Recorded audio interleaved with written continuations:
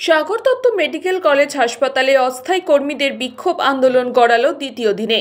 বেতন না পাওয়ার দাবিতে সাগর দত্ত মেডিকেল কলেজ হাসপাতালের সামনে কর্মবিরতির ডাক দিয়েছিল অস্থায়ী কর্মীরা। বৃহস্পতিবার সকাল থেকে অস্থায়ী কর্মীরা এই কর্মবিরতিতে নামেন।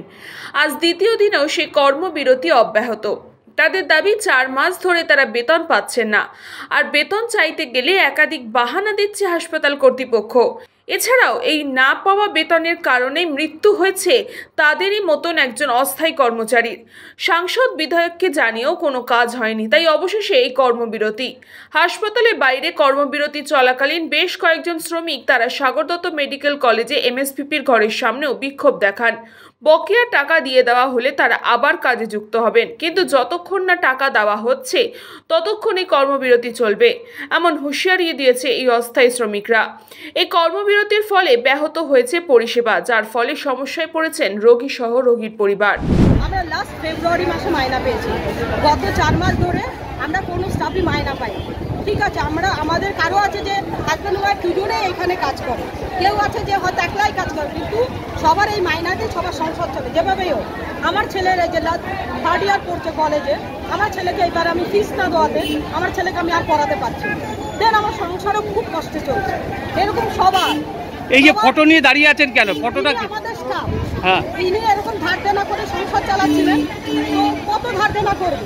মাইনা পায় না 1 মাস 2 মাস 3 মাস সে মাইনা পায় না, ধার দেনা করে সংসার চালাতে সে হার্ট ফেল করেছে। কি নাম ওনার? এনার নাম হচ্ছে ফুলেশ্বরী। এরকম আজকে উনি মারা গেছে, কালকেও আরেকজন মারা যাবে, পরশু আমি আরেকজন মারা যাবো। এই যে আজকে আমার ছেলে যে 3rd ইয়ার পড়াশোনাটা বন্ধ হয়ে যায়, এর জন্য কে দায়ী? ধর্মঘট করছেন কেন? আমাদের মাইনার জন্য আমরা ধর্মঘট করছি। কতদিন ধরে? 4 মাস ধরে আমরা মাইনা পাচ্ছি না, কোনোদিনই ঠিক মতন পেতাম না, এখনো পাচ্ছি না। সব টাকা চলে যাচ্ছে এনএসবির ঘরে, ওনার ওপর সবকিছু, আমাদের কিছু নেই। এই যে ওনাদের কাছে গেলে বলছে আপনারা যান, আমরা দেবো। কন্ট্রাক্টর তো পরিবর্তন হলো, তারপরে কোনো লাভ হলো না, সেই একই গল্প হয়ে গেল। গল্প তো একই হয়ে গেল না, পরিবর্তন করে হলোটা কি?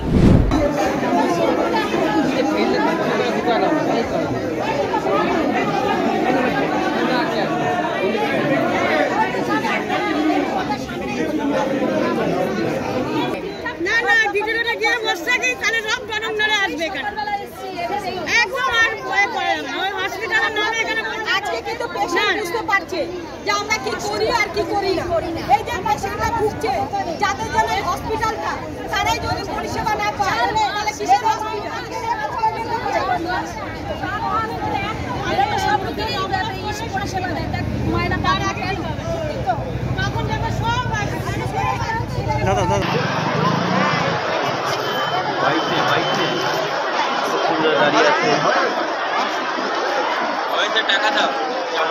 বলরাম বসুর রিপোর্ট, নিউজ পঙ্গু টাইম।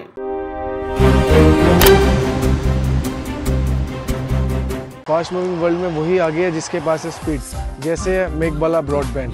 सही स्पीड सही पहचान। सो अगर कांस्टेंट फास्ट स्पीड चाहिए तो ले आइए मेघबाला ब्रॉडबैंड।